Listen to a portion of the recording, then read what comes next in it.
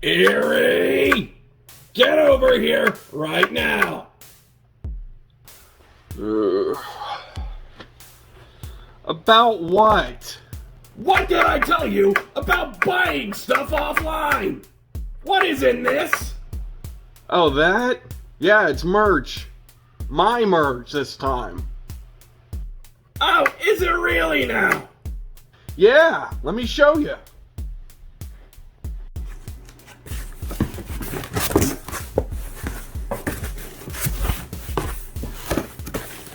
So we have individual boxes, and in this one we got, I believe, this is the new Hubert's Quill release. Yep, this is Hubert's Quill, A Step Back in Reflection, the new acoustic EP Eric Johnson and I just put out. It's available on all streaming platforms now and on our Bandcamp if you want to download, support us directly. But this will also be available soon. Nice! That actually came out pretty good. So those other two boxes that were here were more copies of A Step Back in Reflection. And for the final time, unless something comes up and I'm convinced otherwise, the last chance to get one of these on... That wasn't supposed to... I forgot. On this design, I did not have a... I fouled that up. Because on the original design, I did not make space for the barcode. That makes me feel really silly, but those are gonna be as they're sold anyway, because that's just how it is. Because on the first couple of prints that I ordered, I did not have the Kanaki barcode on them, and I also ordered some records. So I've got 2 copies of The Legend of Hickama Extended Edition for Hubert's Quill, 2 copies of Cold Shower by me, of course,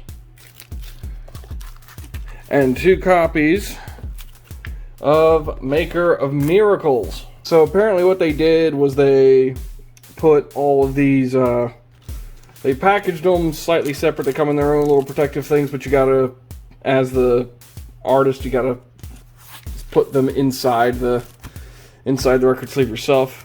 I think that's kind of silly, but I understand it because I'm sure the printers that run the outside jackets are not, and probably not even in the same room as, you know, the lathe cutter that cuts these vinyls. I gotta say, the print job still looks very, very nice. So there you go.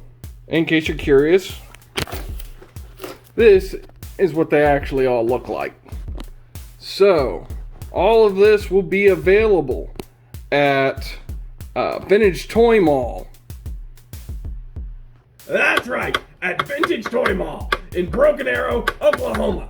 Just by, 81st and Elm. Yeah, what he said. I can't drive.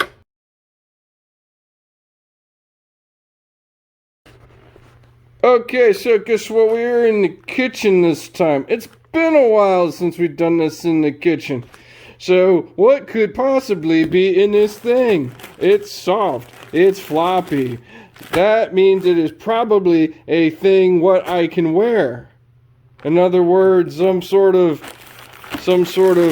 shirt or something, right? Let's see, because I'm pretty sure that's what this is. You'd think I'd learn by now. Come on, transition, help me out.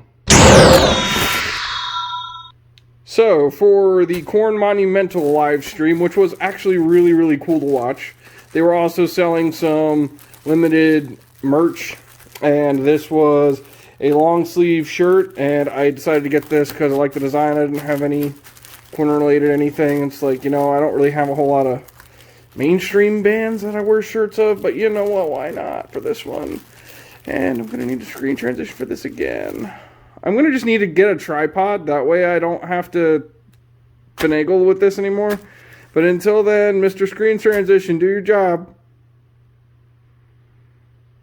Really? Okay, there. And there you go. It's only got a design on the on the right hand sleeve.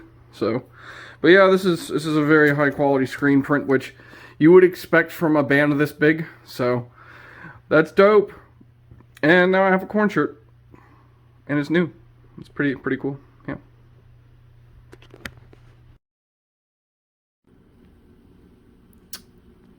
Oh. So my water tastes better because it's stolen, huh? Is that how we're playing this?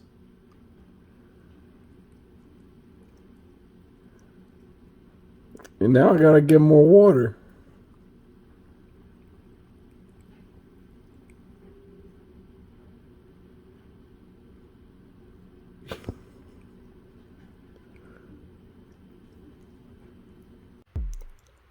Okay, so I picked up some stuff from Solid State Records last week, I think. And here it is. I actually had to go to the post office to pick this up. And now we're going to take a look at it.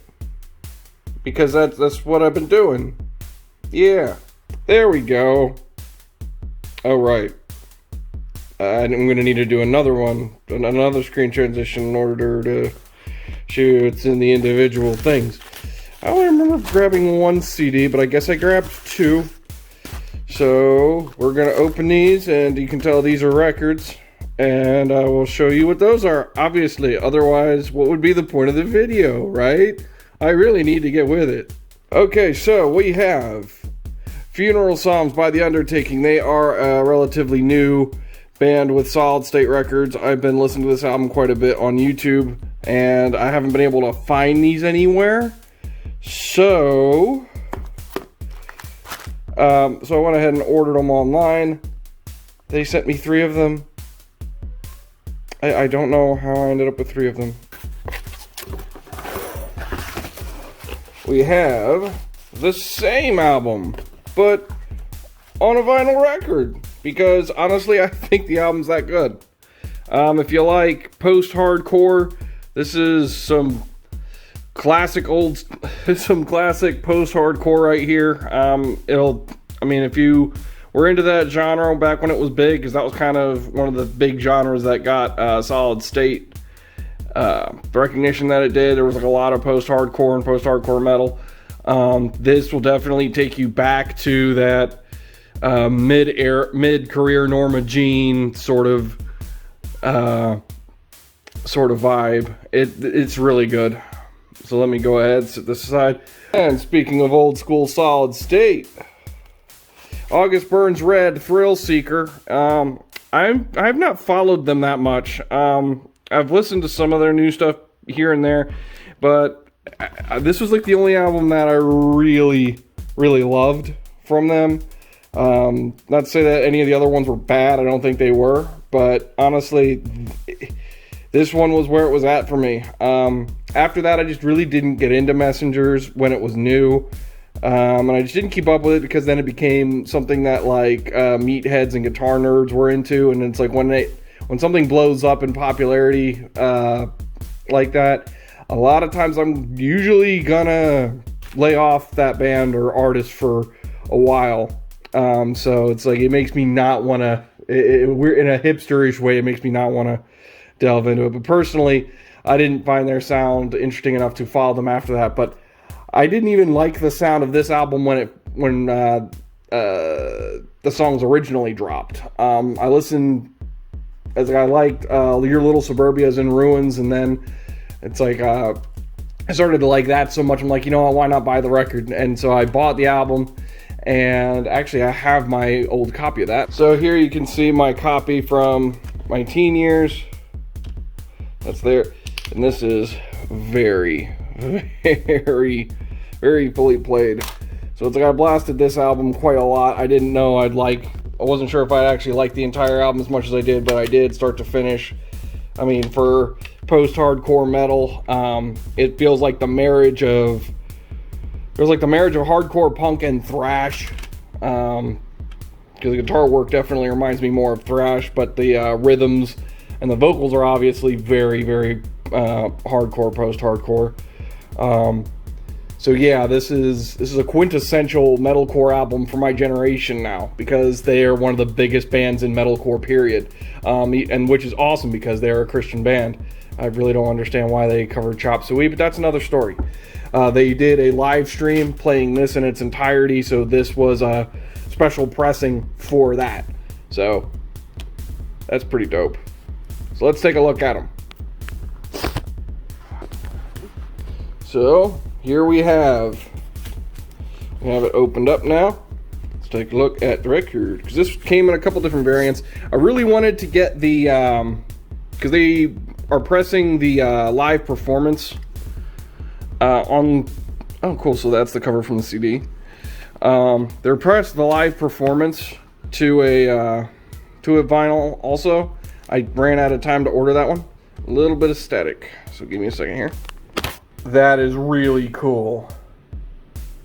Yeah, this is definitely. I love the splatter design. This is definitely worthy of being a way to listen to this album. So this is awesome. And now let's take a look at Funeral Psalms on vinyl.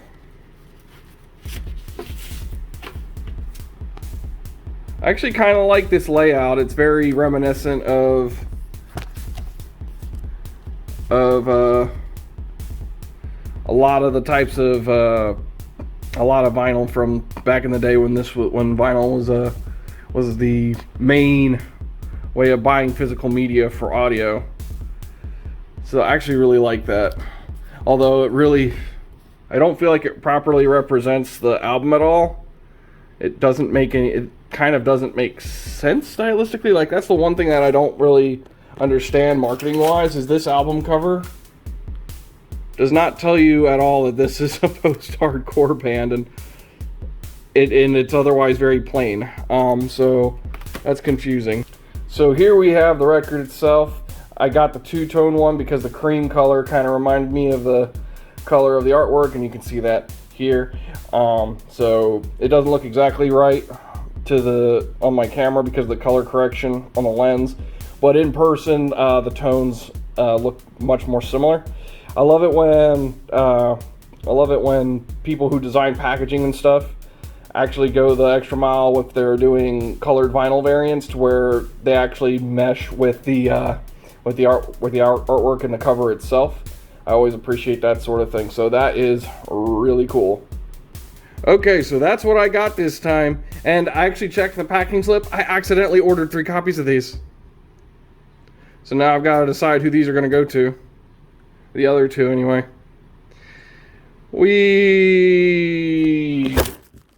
Alright, so it's been a while since I've done one of these. So long, in fact, that I've actually got other videos that I haven't finished editing yet. Yeah, there's been some stuff going on. Maybe I'll have Candy Bones give you an update video on that stuff. But you'll have to watch my actual YouTube channel for that one, because it's more related to that than it is these unboxings. And you're probably watching this on YouTube also, so you can just stay tuned for that. Otherwise, go to my YouTube channel. If you look up Eerie Clark, you can find everything about me. So to start this story off, we were going to go to this show. And we did go to that show, only A Killer's Confession wasn't able to make it. There were some complications, and they had to drop from the tour.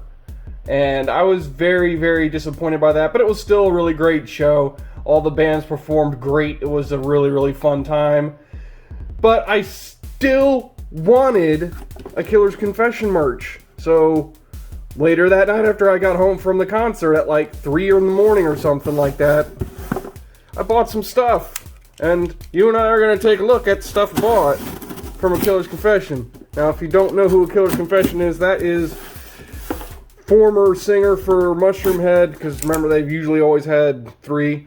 Waylon Revis is one of the former singers of Mushroom Head. So, A Killer's Confession is his band. It's a band he started after leaving Mushroom Head.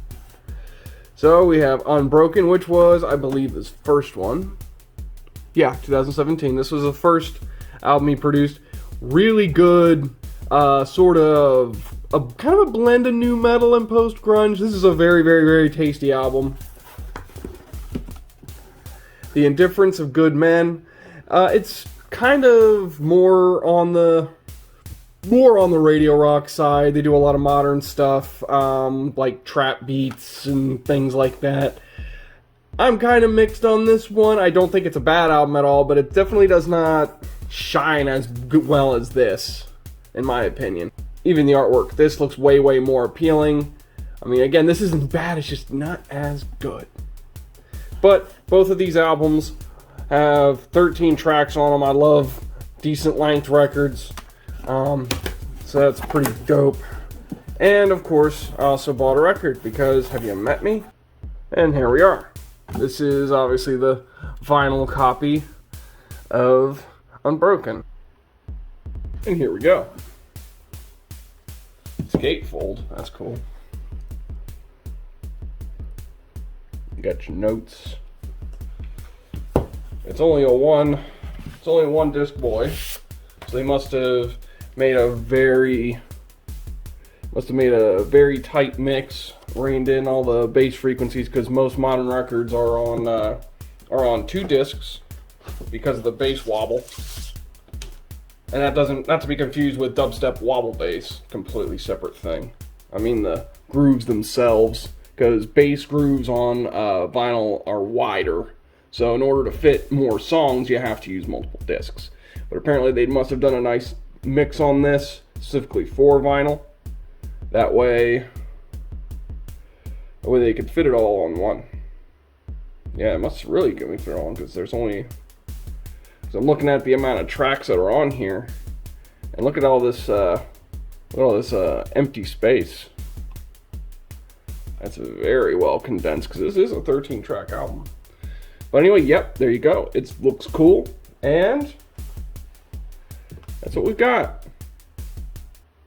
Okay, so this time, again, it's not music, but it's music related. So, give me a second here, and we'll have this opened up. That was quick. So, Demon Hunter had tattoo flashes made. I don't know if that's the correct way to use that term. But if you ever see, like, if you go to a tattoo parlor, for those who haven't never gone, I'm sure some of you probably have tattoos of your own.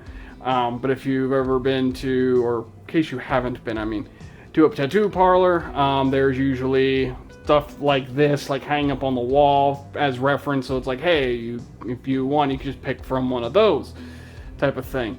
So this is one specifically made custom for Demon Hunter, and this is a custom folder for them. There's like, I think 4 pages in all. Let's open it up, take a look. So they come sandwiched in cardboard to protect them. That's very smart. I'm going to keep those as they are. Ooh, that's just one big one right there. Oh, that's glossy paper. Oh, that is just really, really nice. Look at that. Now that is just too cool. They're only one-sided, which is perfectly fine, because honestly, I mean, you're probably going to hang these up anyway. So, I mean, there shouldn't be anything on the backs of them. Say sorrow for the souls in doubt. You know what would have been also really cool is if there was like a special edition of like one of their albums, and this was bundled in with like a box set. This one's similar to one I actually want to get myself. I actually do want to reference the song More Than Bones on a tattoo. I'll talk about that later, or the next time I talk about that on camera might actually be after I've actually gotten it done. How about that? But yeah, I think these are just super, super cool. One for the World's a Thorn. Oh, we also got Undying, War and Peace, different versions of the Demone. By the way, in case you didn't know, that's actually what the demon head with a bullet hole in its head is called. It's called the Demone. You can find that out if you listen to the podcasts. Yeah, all of the stuff references lyrics, as well as some of the imagery they've invoked on some of their songs or in past album covers. So this is just really, really, really, really cool. Oh, this is partly from, that is really, really cool. Hold on. Life is a Path, Death a Destination. That's from the first album. That's from True Defiance. And that's from Outlive. Those are like 3 of my favorite albums by them out of the 11 that they've put out by this point. So yeah, that particularly is cool to me. They all are cool. And depiction of Christ with a bloody crown of thorns on his head, as we often ought to think of our Savior. We really often need to think about the suffering, the physical suffering that he endured, as well as obviously the rest of it, because it wasn't just physical, but the physical should be a focus more often than I believe it is. We tend to want to focus on the beauty and not necessarily the ugliness of the gospel narrative, and just how intense the whole thing really is. So it's like, I do appreciate that. Demon Hunter themselves and a lot of their lyrics have actually delved into a bit of that. And of course, you know, Christ on the day of the crucifixion and death being hanged. And of course, references Storm the Gates of Hell with Hell Hath No Fury at all. So it all kind of comes together. It all kind of comes together. I Am a Stone. I Am a Stone is like one of their biggest songs ever. That is just so cool. There's just so much here. It's really, really neat. Let me see if I can. Hold on. Let me see if I can spread these out and you can get a look at them. Kind of look at all of them at once. So there you have it. That is the official Demon Hunter tattoo flash set. So I'm going to very delicately put all of these back in that manila folder, and I'm going to square that away until the day that I can actually frame these. I'd like to get, I got what, 1, 2, 3, 4, 5, 6, 7, 8. So I got 8 of them. So what I'm probably going to do is I'm going to get like 2 big frames and have 4 per frame. That's probably what I'm going to go ahead and do. But yeah, in case you haven't noticed, I'm a big fan.